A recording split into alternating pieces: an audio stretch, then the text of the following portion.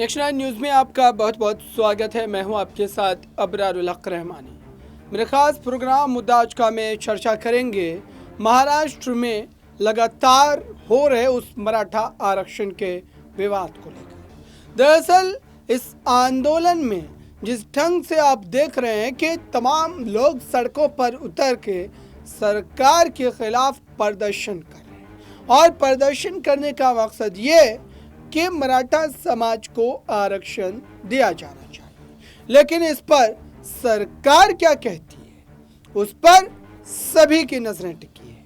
दरअसल सरकार के तरफ से इस पूरे मामले पर लगातार ये बात कहने की कोशिश तो की जा रही है, यह आश्वासन तो दिया जा रहा है कि सरकार इस आरक्षण के पक्ष में है, लेकिन फिर आहिस्ते से उस जिम्मेदारी को सुप्रीम कोर्ट पर डाल दिया जाता है। और ये बातें मात्र जो है कहने के लिए नहीं है, क्योंकि इसको बाज़ाब्ता तौर पर प्रदेश के मुख्यमंत्री एकनाथ शिंदे के द्वारा कहा गया है। एकनाथ शिंदे ने मराठा आरक्षण को लेकर के हुए इस हालात के पैदा होने के बाद उच्च स्तरीय बैठक भी बुलाई, कैबिनेट की बैठक हुई, सर्वदलीय बैठक हुई, लेकिन अब समझिए कि इस आरक्षण के जो आंदोलन को हम देख रहे हैं, दरअसल इस आंदोलन में किसी को भी बख्शा नहीं जा रहा है। यानी कि अगर हम बात करें तो या फिर सत्ता पक्ष की हो या फिर विपक्ष की हो, दोनों को ही लपेटे में लिया जा रहा है। एनसीपी के विधायकों के घर को चलाया गया, शिवसेना पार्टी के विधायकों के घर पर जो है आगजनी हुई, एनसीपी के जो है विधायकों के घर पर आगजनी हुई।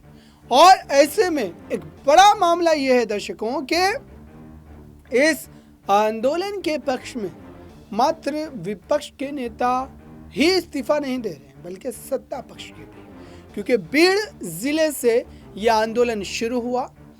मनोज जरांगे ने इस आंदोलन के नेतृत्व को संभाला और उसके बाद जब वो 25 अक्टूबर को ये तय कर बैठे कि वो किसी भी तरीके से इस आंदोलन में पीछे नहीं हटेंगे और भूख हड़ताल कर दी। इस भूख हड़ताल का असर ये हुआ दर्शकों कि लोग इससे काफी ज्यादा जुड़ गए और उस जुड़ाव के बाद अब देखिए कि इस समय हालात कहां से कहां तक पहुंच गए। हालांकि लक्ष्मण पवार बीड़ जिले से भाजपा के टिकट पर जीते हुए विधायक हैं, उन्होंने इस आंदोलन का समर्थन करते हुए इस्तीफा सौंप दिया।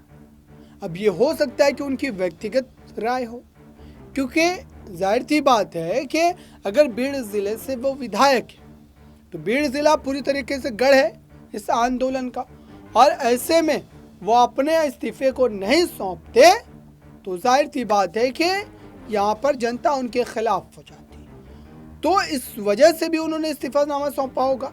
लेकिन यहाँ पर एकनाथ शिंदे गुट के 2 सांसदों ने भी इस्तीफा दिया और दरअसल इस इस्तीफे की चर्चा अब चारों ओर है। एक विधायक भी शिंदे गुट का इस्तीफा दिया, एनसीपी का दिया, कांग्रेस का दिया। तो ऐसे में अब ये माना जा रहा है क्या ये जो इस्तीफों की लड़ी है वो और ज़्यादा बढ़ सकती है आने वाले दिनों में, या फिर कहीं ना कहीं ये थमता हुआ नजर आएगा मामला।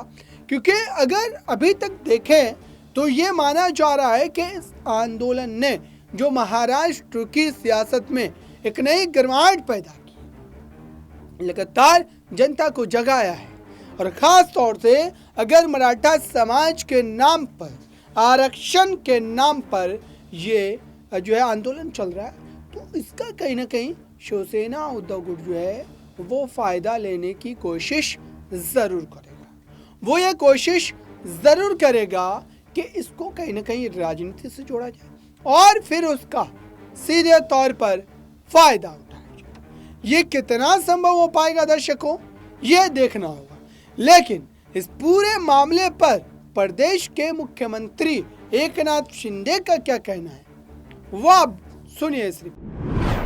त्यावेळेस मराठा समाज मागास कसा आहे याचे सर्व पुरावे तुम्ही द्यायला पाहिजे होते, तिथे तुम्ही कमी पडलात, अपयशी झालात, मुद्दाम केलं तुम्ही।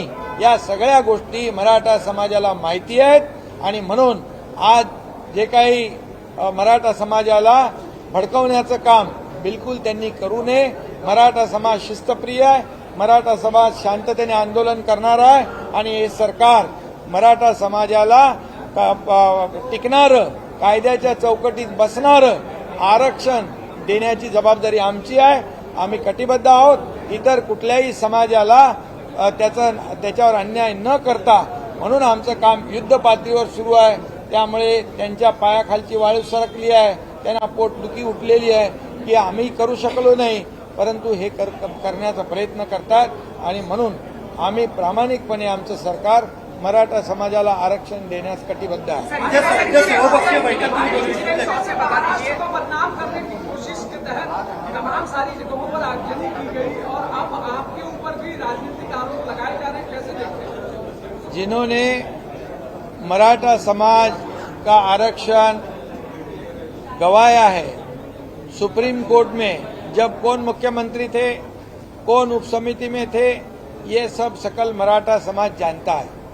अभी हमारी सरकार ये राज्य में कानून व्यवस्था बनाए रखने की पूरी कोशिश कर रही है और मनोज जरंगे पाटिल इन्होंने भी आह्वान लोगों को किया है कि मराठा समाज ये बहुत ही शांति प्रिय और शिस्त प्रिय तरीके से आंदोलन उनके होते हैं. इस आंदोलन में कौन भड़काने का काम करता है, कौन ये आगजनी कर रहा है, कौन कानून व्यवस्था यहाँ पर बिगाड़ने की कोशिश कर रहा है, इसके ऊपर पूरी तरह सरकार का ध्यान है.